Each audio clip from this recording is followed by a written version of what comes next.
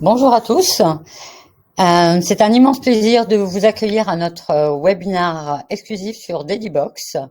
Je suis Nadia Armir, Head of Customer Success chez Scaleway. Aujourd'hui, nous avons donc réuni une équipe d'experts pour explorer la gamme Dedibox. Au sommaire, aujourd'hui, on a l'introduction par Damien Lucas, notre CEO, qui nous partagera des perspectives exclusives sur la vision stratégique de Dedibox. Les tendances du marché, qui sera présentée par notre directrice produit Adrienne Jeanne. La gamme Dedibox, également présentée par notre solution architecte Arnaud Elkabas. Et le témoignage de la société Veid, Florian Couloumier, Head of Operation à Veid. Il partagera comment, avec nous, Dedibox a transformé concrètement leur approche de l'hébergement. Avant de plonger dans le vif sujet, permettez-moi de rappeler quelques directives techniques. N'hésitez pas à utiliser le chat pour poser vos questions et nous aurons une session de questions-réponses à la fin. Alors n'hésitez pas à nous soumettre toutes vos questions. Voilà, sans plus attendre, je laisse la parole à Damien Lucas. Merci Nadia et bonjour à tous. Alors vous inquiétez pas, je ne vais pas être très long. Je pense que vous avez tous hâte d'entendre les nouveautés sur Dedibox et surtout les témoignages des clients. Donc je vais faire très rapide, mais peut-être pour repositionner quelques éléments clés. Le bare metal est extrêmement important chez Scaleway. C'est probablement les racines de Scaleway. Dedibox, c'est l'offre produit la plus mature chez Scaleway, lancée il y a plus de 20 ans, presque 25 ans maintenant. Et on va continuer d'innover. Le bare metal, c'est extrêmement important. On va continuer d'innover. C'est un marché qui est encore très actif, notamment en France et en Europe. C'est peut-être d'ailleurs une spécificité de ce marché-là, puisqu'on voit que dans d'autres géographies, c'est un marché qui est pas aussi dynamique qu'il ne peut l'être en France et en Europe. Mais comme il est dynamique en France et en Europe, on va continuer d'innover dans ce domaine-là. Et je pense que Adrienne donnera quelques perspectives, quelques images, quelques représentations de la roadmap, etc. dans les minutes qui viennent. Quand on dit qu'on va continuer d'innover, ça veut dire naturellement, on va également continuer d'investir ou recommencer à investir, puisque les investissements côté Dedibox étaient un petit peu en pause ces dernières années. On va recontinuer à investir massivement sur les gammes bare metal et notamment sur la gamme Dedibox. C'est important. Je pense que c'est important pour assurer la continuité des offres, c'est important pour continuer à garder les parts de marché et c'est important pour continuer à innover. Parce que bare metal ne veut pas dire technologie ancienne. Et il est important de pouvoir se dire, on peut combiner le bare metal avec les toutes dernières technologies, notamment les toutes dernières technologies de processeurs, les toutes dernières technologies de stockage de disques durs, les toutes dernières technologies de réseau. Et c'est ça notre ambition à Scaleway, c'est de proposer les toutes dernières technologies, de proposer des offres qui s'inscrivent dans la durée et s'assurer de pouvoir garantir la disponibilité du matériel sur un temps long. Et le tout, et ça sera mon troisième et mon dernier point, le tout dans une démarche éco-responsable. Et ça reste un pilier fondamental de Scaleway. C'est pour ça que, en termes de gestion du bare metal, on va tout faire pour étendre la durée de vie des offres autant que possible, de manière à pouvoir capitaliser d'un point de vue éco-responsabilité sur finalement ce qui a été dépensé au moment de la fabrication du serveur, qui est le gros du coût environnemental, il reste sur la fabrication du serveur, et ça, pouvoir l'étendre sur un certain nombre d'années et minimiser du coup notre empreinte environnementale.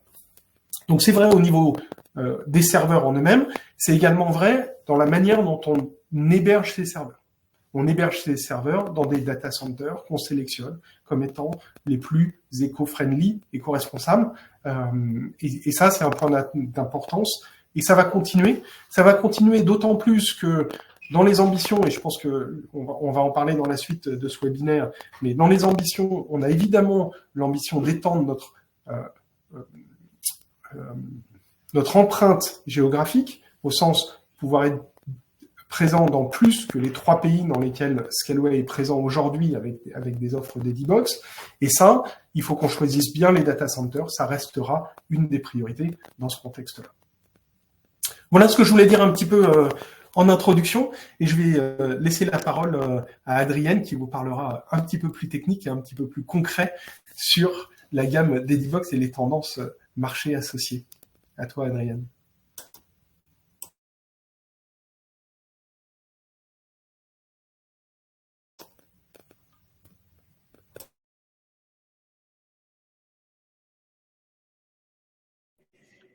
Excusez-moi, pardon. Bonjour à tous.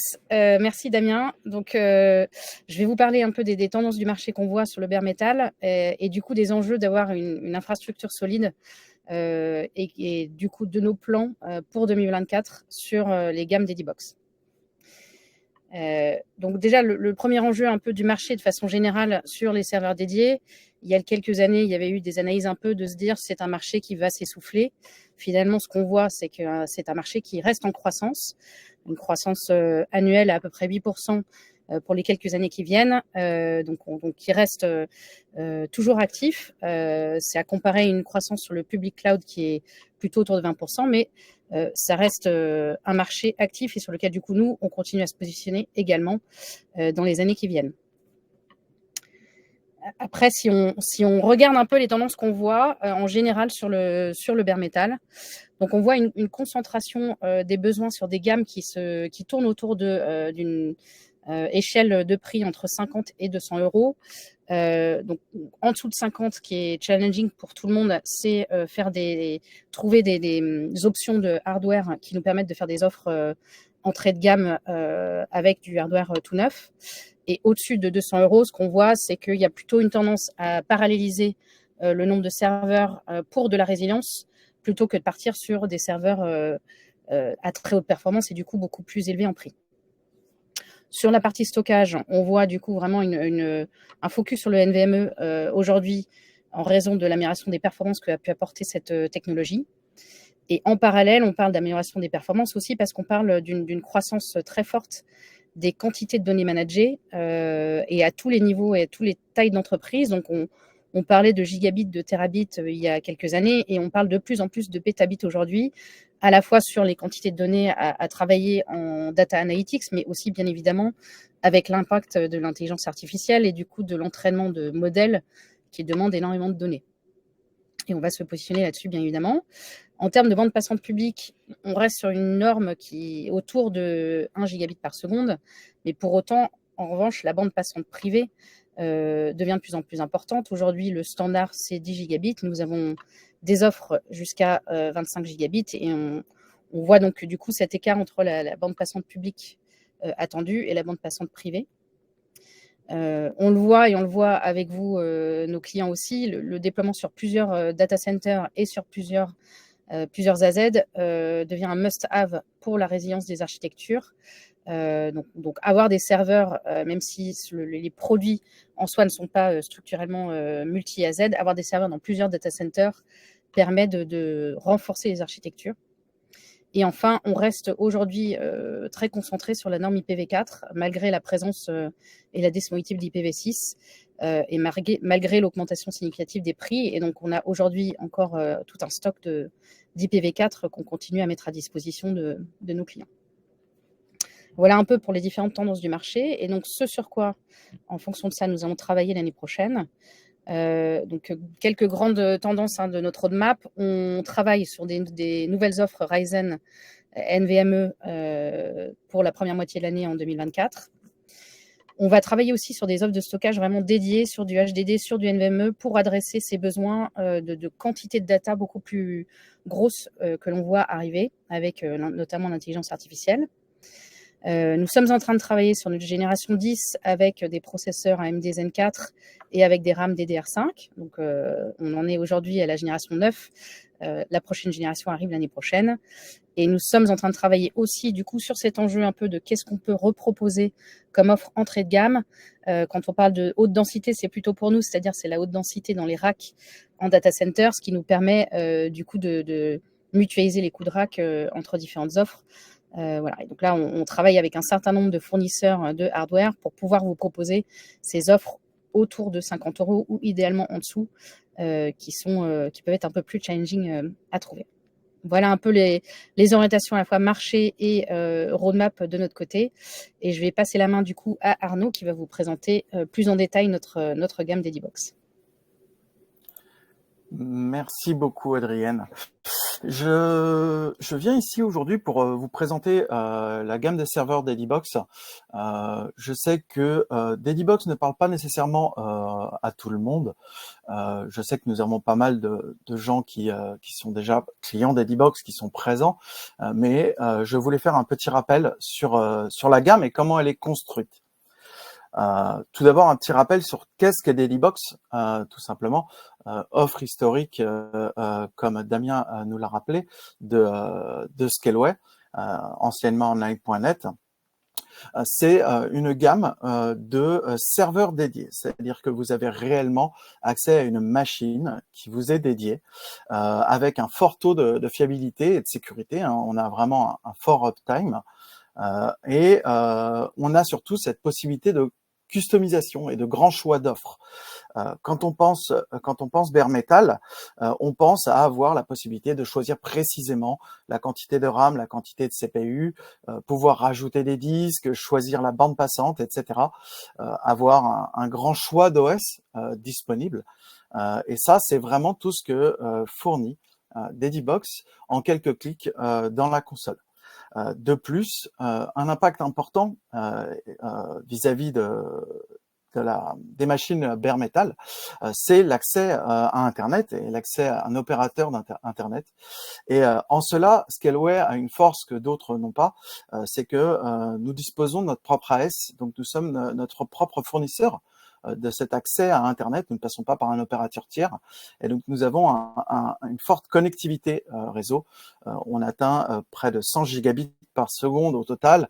On a plus d'une capacité de presque 8 terabits par seconde pour tout ce qui est accès à Internet vers différents providers externes, différents X.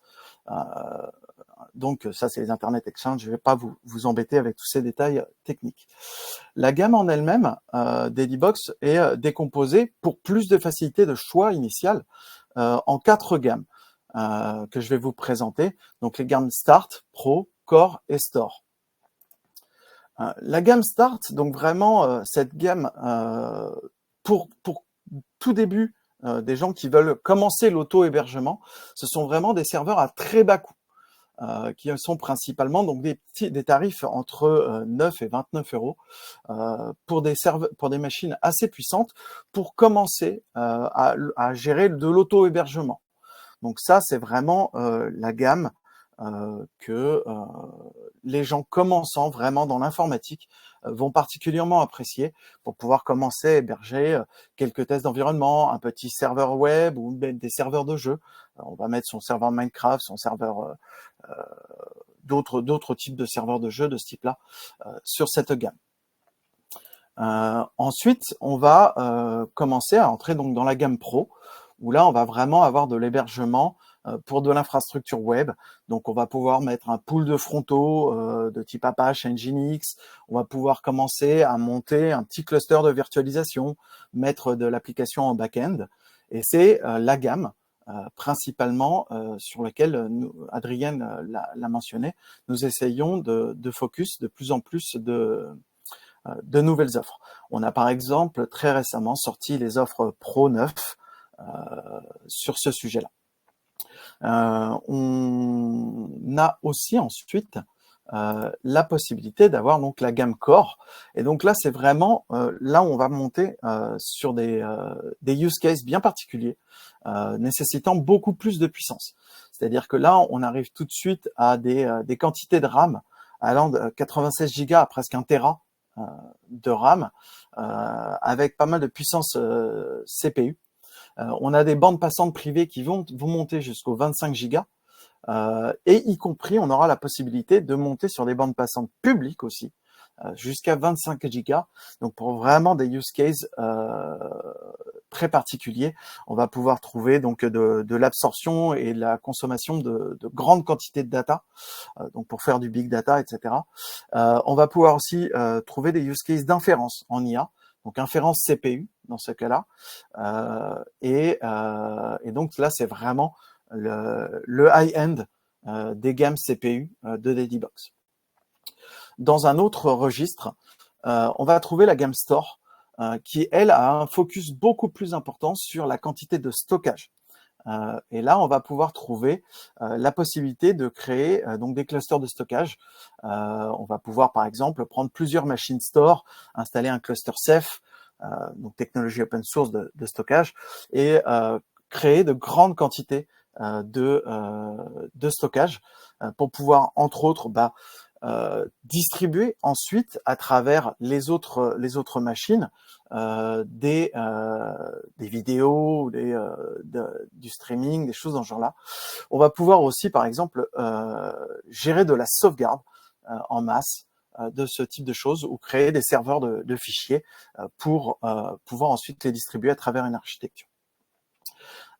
N'hésitez pas dans tous les cas, si vous avez d'autres questions techniques sur les gammes Dedibox ou sur des aspects plus techniques, d'aller cliquer sur l'onglet questions pour y rajouter. Je serai là pour répondre à des questions techniques dans tous les cas à la fin. Je vais passer maintenant la main à Mathieu et Florian pour la présentation du use case. Merci Arnaud. Bonjour tout le monde, je suis Mathieu Ahmed, CCM spécialisé sur la partie bar métal. Je tenais tout particulièrement à remercier Florian et la société Veid qui pour leur fidélité depuis 2017 et aussi d'avoir accepté de contribuer à cet événement. Du coup, je vais laisser Florian se présenter et nous présenter à tous la société Veid et nous aurons ensuite quelques questions-réponses pour continuer ce webinaire.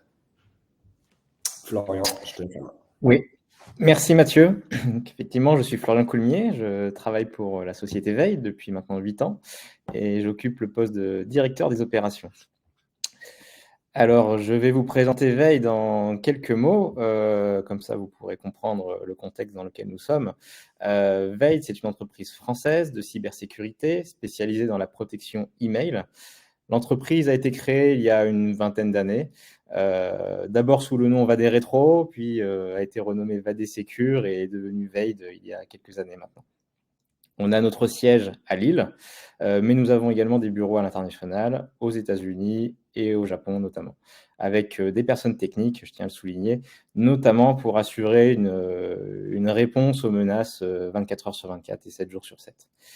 Il y a un chiffre important sur cette slide qui apparaît en gros, c'est 1,4 milliard de messageries protégées. C'est un chiffre dont nous sommes assez fiers, puisque ça fait de nous le deuxième acteur au niveau mondial sur ce secteur d'activité, juste derrière Google qui protège 1,7 milliard de boîtes mail dans le monde. Alors, si on a autant de boîtes mail protégées, c'est parce qu'on adresse deux marchés.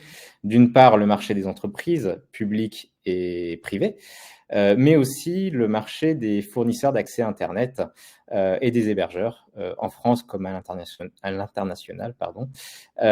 Sur le marché français, c'est le cas d'à peu près tous les fournisseurs d'accès Internet. Et à l'international, on protège British Telecom, par exemple, en Angleterre, ou NTT Docomo, SoftBank au Japon, qui sont des très gros fournisseurs d'accès Internet là-bas. Mais on est présent dans énormément de pays. Donc, ce marché des fournisseurs d'accès Internet est important pour nous puisqu'il nous permet d'avoir accès à un grand nombre de boîtes mail à protéger. Ça nous permet d'avoir accès à énormément de données. Ces données sont analysées, traitées par des moteurs d'intelligence artificielle, on en parlait. On a aussi de l'intelligence humaine, oui, en 2023, ça existe encore, il n'y a pas que de l'intelligence artificielle. Mais ça nous permet donc vraiment d'alimenter nos moteurs et de proposer la meilleure protection à l'ensemble de nos clients. Alors j'enchaîne avec une slide assez simple, mais qui introduit un chiffre très important pour nous. Ce chiffre, c'est 91% des attaques qui commencent par un email. C'est Gartner qui avait donné ce chiffre-là. Pourquoi? Parce que l'email a toujours été un vecteur de menace numéro 1 dans les cyberattaques, puisque derrière l'email, il y a des humains et la faille se situe généralement chez l'humain plutôt que dans les machines. Ça permet aux attaquants d'interagir directement avec les utilisateurs des entreprises. Et par ailleurs, l'email est présent dans toutes les entreprises. Donc, un attaquant sait qu'il peut utiliser ce vecteur, quelle que soit l'entreprise qu'il cible. On a tendance à dire chez nous qu'il suffit d'un email pour avoir une catastrophe dans une entreprise. Alors, ça peut aller vraiment très loin jusqu'à la fermeture. Mais c'est là où on intervient. On va essayer de détecter des menaces très avancées, le phishing, le spear phishing, le ransomware. Plus récemment, on entend parler d'un mot assez drôle qui est le kishing, qui est du phishing avec du QR code. Mais on est capable de protéger nos clients face à toutes ces menaces anciennes comme nouvelles. Pour cela, on dispose d'une gamme de produits étendue. Un de nos produits principaux est Veid pour la suite Microsoft 365, qui est une solution qui s'intègre parfaitement aux API de Microsoft 365 et qui permet de protéger vraiment en quelques clics la messagerie en protection additionnelle à celle de Microsoft. Et on va venir bloquer des menaces avancées que j'ai décrites précédemment. Ce qui apporte une valeur ajoutée très importante pour les entreprises en termes de sécurité. On a une deuxième solution qui est Veid Cloud, qui est une solution historique chez Veid et qui permet de protéger tout type de messagerie, qu'elle soit sur le cloud ou qu'elle soit on-prem, hébergée chez client avec n'importe quelle solution de messagerie privée. On est en train de travailler sur une nouvelle solution qui arrivera en 2024 qui permettra de protéger également les clients du Google Workspace de la même manière qu'on le fait pour Microsoft 365. Et je termine avec la présentation de Veid avec une slide simplement pour signaler que nous faisons partie de l'OpenXDR Platform, qui est un groupement de différentes entreprises de la cybersécurité française qui se sont associées pour créer une offre de protection à 360 degrés des entreprises en matière de sécurité. Voilà, et je pense que l'aspect français peut compter pour beaucoup de nos entreprises ici. Voilà pour la présentation. Super, merci beaucoup Florian. Merci pour cette présentation très enrichissante sur Veid. Du coup, nous allons passer maintenant à quelques questions, un échange interactif entre Florian et moi. On va commencer par une première question qui est de nous expliquer un peu ton choix, pourquoi Scaleway, pourquoi le bar métal pour ton infrastructure. Si tu peux nous en dire un peu plus sur cette partie de la Florian, ça serait avec plaisir. Oui, bien sûr. Alors, le choix, il s'est fait il y a 4-5 ans environ. On a dit 2017, nos débuts chez Scaleway. Nous avions à l'époque un hébergeur historique qui nous proposait une offre avec des machines virtuelles. Donc, c'était un acteur type cloud qui nous permettait de ne pas avoir à nous soucier des contraintes physiques sur nos machines. On avait la possibilité d'augmenter le CPU, la RAM, le disque si besoin. La disponibilité des serveurs était assurée. Alors, quand je dis disponibilité, ça peut s'entendre de deux manières. Le sens premier qui est le fait que les machines fonctionnaient quasiment 100% du temps, mais aussi le fait de pouvoir commander des machines quand on en avait besoin sans se soucier de problématiques de stock. Après, on a voulu s'étendre à l'international. On s'est tourné, puisque notre hébergeur historique ne proposait pas d'aller à l'international, on s'est tourné vers des hébergeurs cloud publics très connus, dont tout le monde connaît le nom. Donc là aussi, ça fonctionnait très bien. C'est aucun problème à signaler. C'était un modèle très pratique, mais qui avait trois inconvénients, je dirais. Le prix et le prix. Si je rentre dans le détail, le coût élevé quand même parce qu'on paye l'élasticité en fait dans le prix. On paye aussi la garantie de disponibilité, donc les infras sont robustes, mais ça coûte cher. Dès qu'on va chercher des configurations de serveurs assez élevées avec pas mal de CPU, pas mal de RAM, là les prix explosent. De toute façon, le prix est linéaire. Donc, si on veut une machine 4 fois plus puissante que celle qu'on a déjà, le prix sera 4 fois plus élevé. Et il n'y a pas de dégressivité dans le prix quand on commence à prendre des machines plus importantes. Et puis, le troisième élément, c'est le côté imprévisible des factures. ça nous est arrivé d'avoir des changements assez anodins dans notre application qui, derrière, a entraîné des impacts sur la facturation qu'on n'avait absolument pas prévus et qui étaient assez importants. Et encore, on n'est pas trop consommateur de service manager, mais dès qu'on met le doigt dans le service manager, là, ça devient pire en pire, en tout cas chez certains acteurs. Hein. Tous ne fonctionnent pas de la même manière. Donc, on a vraiment eu cette logique de maîtrise des coûts d'infrastructure et pouvoir se donner aussi plus de liberté pour aller chercher des configurations de serveurs plus importantes. Adrien en parlait tout à l'heure, on parle de téraoctets, de pétaoctets de données, ça nécessite des infrastructures assez grosses, et donc on a voulu évaluer différents hébergeurs français, et après des analyses, notre choix s'est porté chez Scaleway en tant que fournisseur principal. Alors, d'une part, certains d'entre nous avions déjà des expériences chez Scaleway avec des serveurs personnels et les gens en étaient plutôt contents, donc ça a participé à ce choix. Et puis, on a démarré avec une petite infrastructure pour tester. On a regardé ça pendant quelques mois, quasiment une année même, voir comment tout ça se comportait. On a constaté que ça fonctionnait bien, que la disponibilité était présente, le niveau de service. Et puis, on a décidé d'agrandir la quantité de serveurs qu'on mettait chez Scaleway, d'en ajouter de plus en plus, jusqu'à aujourd'hui arriver à plus de 220 serveurs hébergés chez vous. Totalement, et nous sommes très contents de continuer à t'accompagner. Je pense que ça pourrait être intéressant pour l'audience que nous avons aujourd'hui d'expliquer un peu quel type d'infrastructure tu déploies chez Scaleway et aussi pour faire un parallèle avec ce que présentait Arnaud, quel type d'offre tu utilises aussi. Voilà. Ouais. Alors nous, il faut comprendre que notre infrastructure, elle est découpée en plusieurs sous-ensembles. Parce qu'on a différents produits et chaque produit constitue une mini-infrastructure en tant que telle. Donc, on a migré des morceaux d'infrastructure petit à petit en commandant à chaque fois des serveurs adaptés à nos besoins. Et la gamme Scaleway est assez développée pour ça parce qu'on arrive à trouver des configurations assez spécifiques qui correspondent parfaitement à l'application qu'on souhaite héberger sur le serveur. De manière plus récente, ça fait un peu plus de 3 ans maintenant, on utilise beaucoup Kubernetes et toutes nos applications tournent dans ce type d'environnement. Et nous avons déployé notre propre cluster chez Scaleway. On gère pas mal de clusters Elasticsearch aussi. Et puis après, on a aussi une plateforme de virtualisation qui est basée sur Proxmox. Et tout ça, finalement, ce sont des technologies qui nous permettent de pallier à la problématique du bare metal, qui est qu'une panne peut arriver, problème de disque dur, un problème d'alimentation ou autre, fait qu'un serveur peut ne pas être disponible, et quand c'est le cas, on ne maîtrise pas la durée avant qu'il revienne. Et donc ces technologies permettent d'assurer une redondance de base. Donc la contrainte, c'est qu'il faut qu'on s'assure aussi de bien dispatcher tous ces serveurs dans des baies suffisamment éloignées, histoire de ne pas avoir de SPOF sur le bloc d'alimentation de la baie ou le switch qui est top of the rack.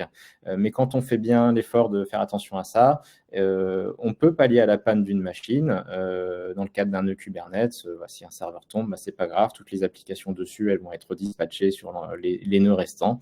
Et donc, ça nous permet de bénéficier de machines avec un excellent ratio performance-prix, tout en gardant le côté disponibilité garantie pour nos applications. Et au final, le problème de scalabilité verticale qu'on gère très bien avec le cloud en disant ma machine, je vais lui mettre plus de CPU, plus de RAM, on le gère plutôt avec de la scalabilité horizontale en commandant plus de machines dès qu'on veut faire grossir notre cluster. Et puis, quand le cluster atteint une taille assez grosse, on peut se poser la question de rationalisation et de commander des machines plus grosses pour en réduire la quantité. Et ça a aussi un effet bénéfique derrière sur le prix. Donc, on n'y trouve que des avantages. Voilà. Par rapport à la question sur le type de serveur qu'on a, on n'a pas vraiment de machine type. On consomme évidemment beaucoup dans la gamme Pro et dans la gamme Core, essentiellement du Pro d'ailleurs. Voilà, pour des nœuds Kubernetes, par exemple, les gammes assez récentes sur les Core 7M, c'est des machines qui sont vraiment parfaites pour nous avec 16 cœurs, 32 threads, 256 Go de RAM.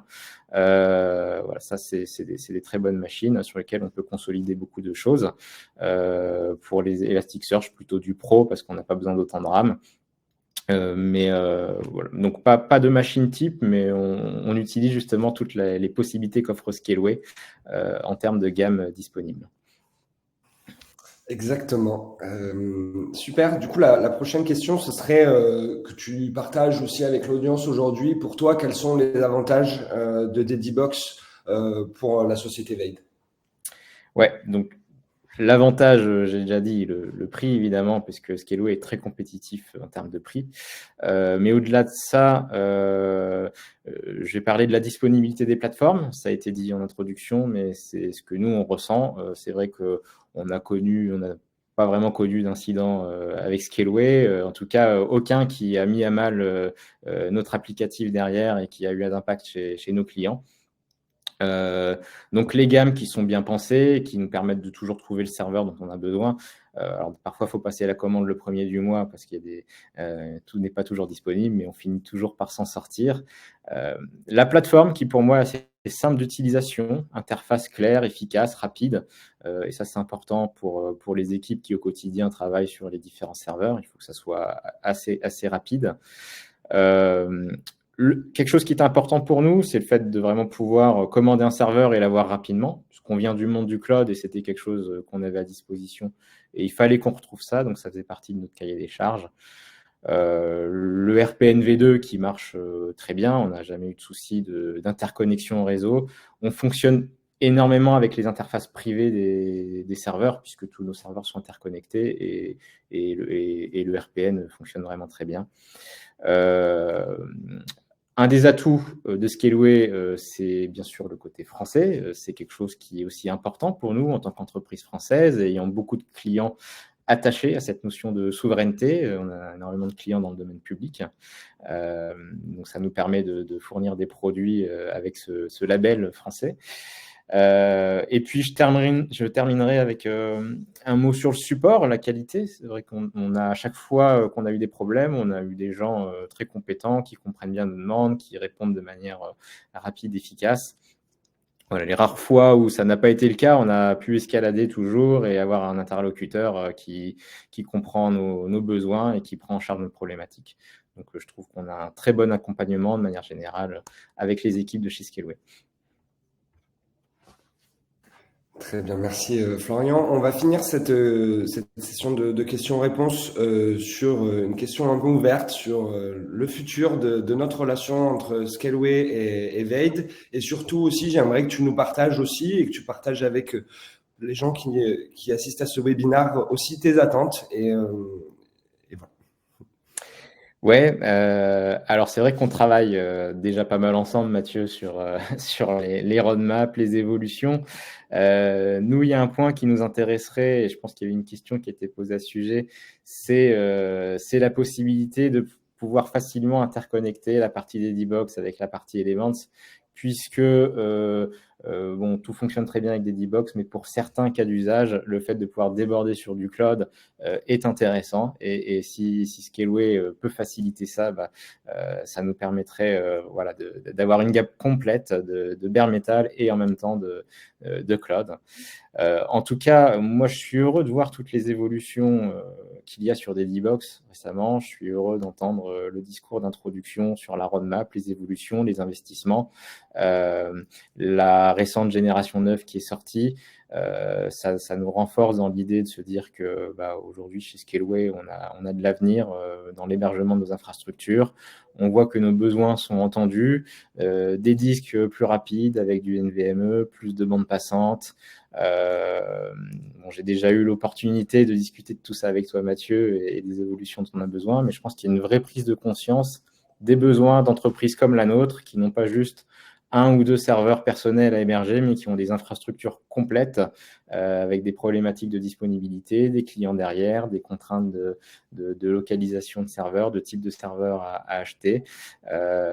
Et tout ça est bien pris en compte, j'en suis très heureux. Donc je pense qu'on n'a pas terminé d'utiliser Scaleway, au contraire, et je compte bien sur Scaleway pour continuer à nous accompagner dans notre croissance. Et tu peux compter sur nous. C'est l'objectif justement de t'accompagner dans ce développement de la croissance. En tout cas, encore une fois, Florian, je te remercie vraiment profondément d'avoir participé et d'avoir pu partager ton expérience et ton historique auprès de notre communauté. Je passe la main maintenant à Nadia qui va s'occuper de la session questions-réponses. Merci. À vous aussi. Merci Florian. On va passer aux questions-réponses. Alors, j'ai une première question de Mathieu.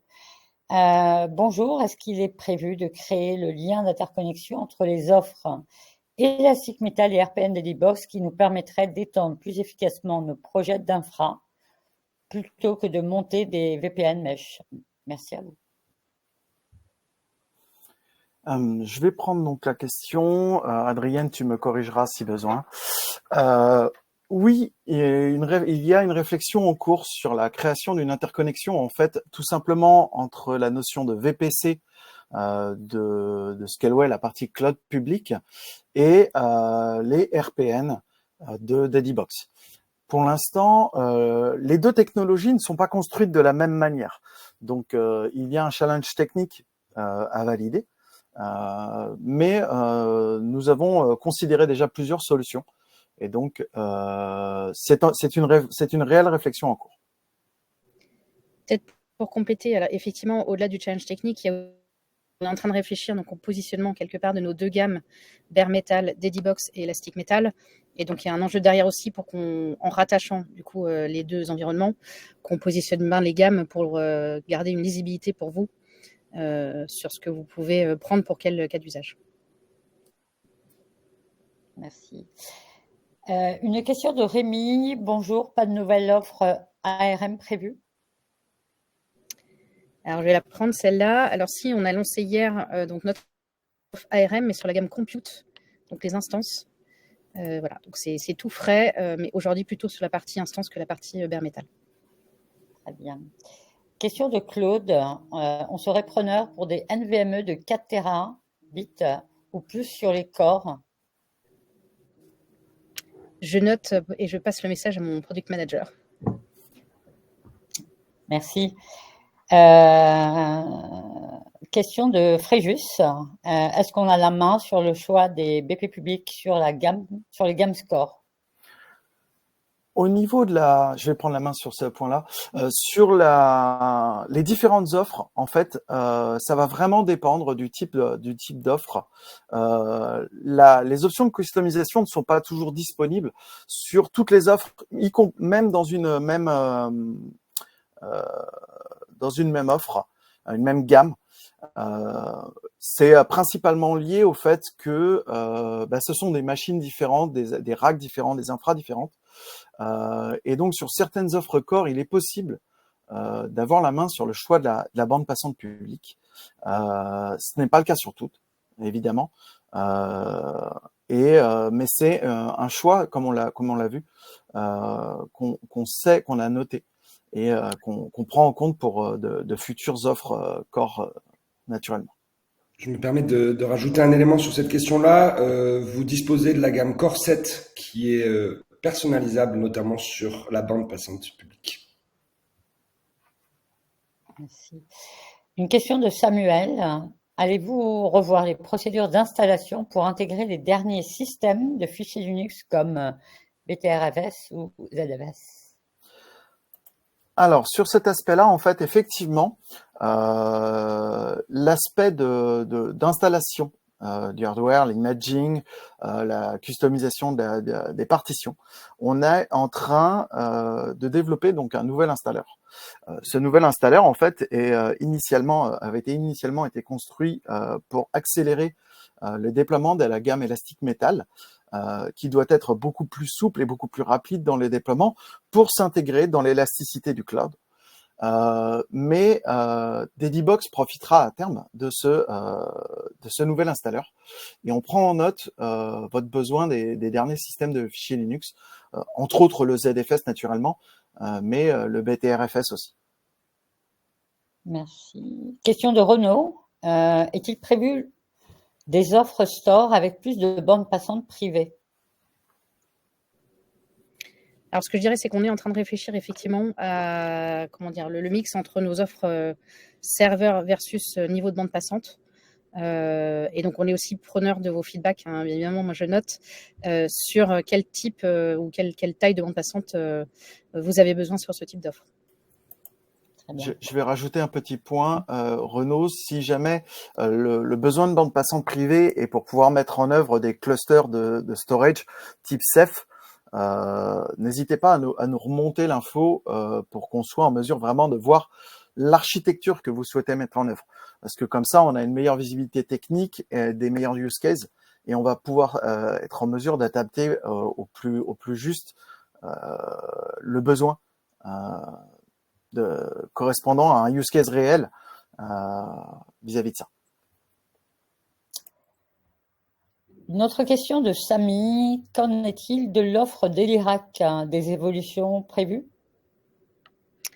Alors, ce que je peux dire là-dessus, c'est que l'offre d'Elirac, elle date de quelques années, elle est encore utilisée de façon très régulière. Et donc oui, nous sommes aussi en train de regarder quelle pourrait être une nouvelle offre qui corresponde aux besoins d'aujourd'hui sur ce type de besoins spécifiques.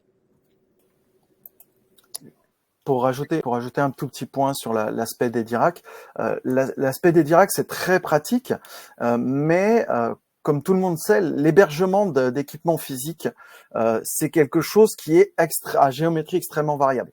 C'est pour ça qu'il est très difficile de considérer toutes les options possibles et d'obtenir vraiment une offre qui satisfasse le plus grand nombre. Pour ces aspects-là, en général, quand on va penser à l'hébergement de machines, le type de bande passante, le type de connexion, la puissance électrique, tout ça, c'est des paramètres qui complexifient le choix de l'offre. Et c'est pour ça qu'on a une réelle réflexion sur le sujet actuellement. Très bien. Question de Rémi. Va-t-on avoir des GPU dédiés? Alors, c'est une bonne question sur laquelle on planche aussi. On a lancé donc en octobre des GPU H100 en version instance. Et je suis challengée par Damien sur le fait de les lancer en bare metal. Donc, mon équipe travaille dessus également. Très bien. Question de Robin. Selon le moment de la commande, les prix d'Edibox varient fortement. J'ai une variabilité de prix du simple au double en 6 mois. C'est gênant pour calculer le coût d'exploitation d'une architecture. Est-il prévu de fixer des prix plutôt que de les faire varier sans cesse? Alors, nous en avons parlé hier, effectivement, de revoir notre politique de yield management sur le pricing d'Edibox. Donc, c'est tout frais, mais ça fait partie des réflexions pour 2024 également. On a une question de Renaud. Non, avant Claude, c'est peut-être une remarque, une suggestion. Une amélioration désirée, le choix plus fin de la localisation de l'instance. Question de Renaud. Et niveau stockage, vous utilisez quoi? Alors, à ce niveau-là, en fait, l'aspect technique, on va vraiment parler de deux choses. Le stockage local dans chaque machine. Là, quand on va parler du stockage, donc de tout ce qui est serveur classique, SSD ou HDD, on va dire, avec vraiment donc des pièces movibles, le bon vieux disque dur. On va utiliser vraiment donc du SATA, du SCSI le classique. On a du coup la techno NVMe. Donc tout ça, j'invente rien, c'est vraiment les technos classiques sur le storage. Quand on va penser stockage distant, justement, c'est là où on est en train de réfléchir aussi aux évolutions des solutions de stockage distant et une mise à disposition de stockage supplémentaire distant. On a naturellement nos solutions Dedi Backup, on a nos solutions RPN SAN, mais ces solutions-là, on a des réflexions dessus pour savoir exactement comment présenter au mieux, parce que les challenges I/O et les volumétries, comme l'a précisé Adrienne, ne sont plus les mêmes qu'il y a 20 ans. Et donc, il faut qu'on puisse réfléchir à justement comment mettre à disposition du storage de manière plus adaptée. Question d'Alexandre. Pourquoi prendre une nouvelle machine bare métal sur DediBox plutôt que Elastic Metal Scaleway? Alors aujourd'hui, tiens, Arnaud, je te laisserai compléter, mais on a 2 gammes, donc bare metal, enfin 3 si on compte Able Silicon. Donc DediBox aujourd'hui, c'est notre offre historique de serveurs dédiés, plutôt en cas d'usage standalone serveur dédié. Et Elastic Metal, c'est notre offre bare metal intégrée au public cloud. Donc l'idée, c'est de pouvoir avoir des architectures plus orientées vers le public cloud avec quand même un serveur dédié. Maintenant, comme je l'ai mentionné plus tôt, on est en train de réfléchir au raccordement des 2 réseaux entre DediBox et Elastic Metal, et ça induit potentiellement un changement de positionnement des 2 gammes. Donc il est possible qu'il y ait des évolutions sur le pourquoi de ces choix en 2024. Je vais rajouter donc le petit point technique de Solution Architect. Si je monte une infrastructure où je vais monter une virtualisation complète et créer ma bulle à moi, ou comme Florian par exemple, je maîtrise de A à Z Proxmox, Kubernetes, et je monte tout ça moi-même, et que je fais vraiment une infrastructure, on va dire traditionnelle, le choix de DediBox est vraiment le choix du roi. Toutefois, quand je vais monter une infrastructure cloud public, et donc là je vais m'appuyer sur des services managés, je vais avoir du Kubernetes managé, de la base de données managée, etc. Parfois, quand on va mettre en place certains produits, on a besoin vraiment de la puissance du bare metal. Une instance ne va pas suffire, même si on a des instances avec du CPU dédié et des grandes capacités. Si on veut vraiment mettre en place certains clusters de traitement, par exemple, comme l'a remonté Florian, de l'Elasticsearch, pour indexer des grandes quantités de données, la puissance du bare metal est nécessaire. Et dans ces cas-là, on veut toutefois, malgré tout, avoir la souplesse du cloud public. Et là, on ferait le choix d'Elastic Metal.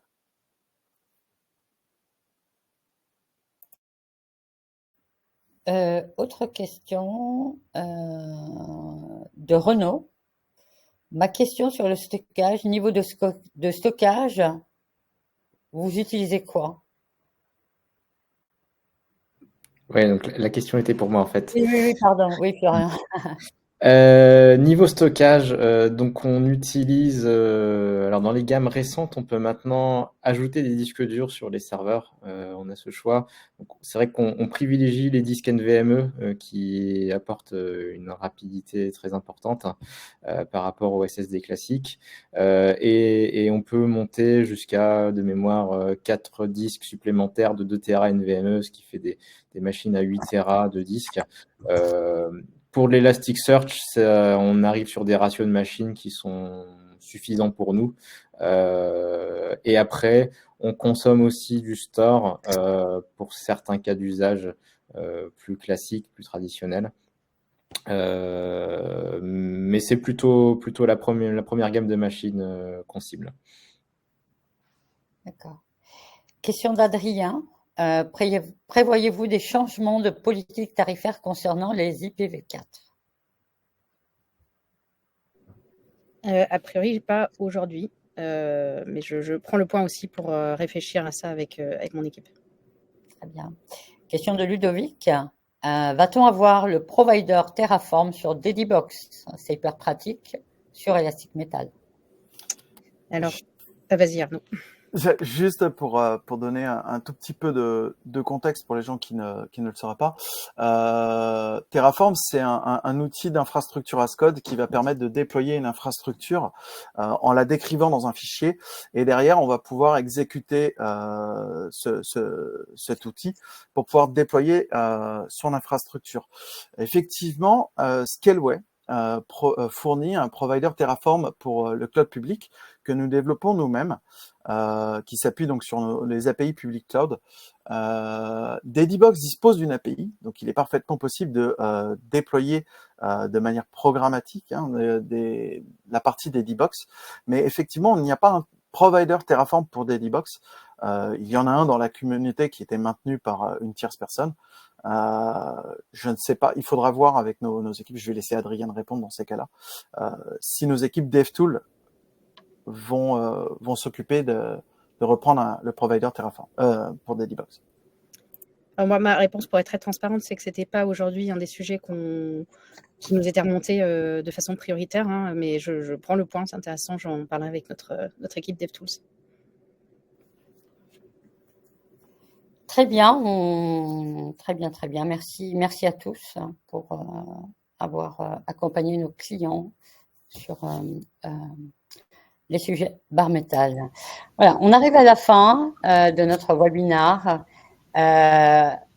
On est là pour vous aider dans votre parcours avec Dedibox. N'hésitez pas à solliciter 2 personnes qui sont Stéphanie Yamine et Tancred Delfino si vous avez des besoins, des interrogations en tout cas. Ils sont là pour vous aider. Vous pouvez vous inscrire à la newsletter en visitant notre site web. Et puis, n'hésitez pas, en tout cas, à rejoindre notre communauté Scaleway également. Je tenais à vous remercier. Un grand merci à chacun d'entre vous d'avoir participé à notre webinaire sur la puissance Bare Metal. Et remercier également Veid pour son interview, en tout cas, très, très enrichissant. Nous espérons que cette session de webinaire a été informative pour vous que pour nous passionnante. Et puis, on vous souhaite de très bonnes fêtes de fin d'année et un rendez-vous en 2024. Merci à tous. Merci Nadia et merci Florian pour ce témoignage.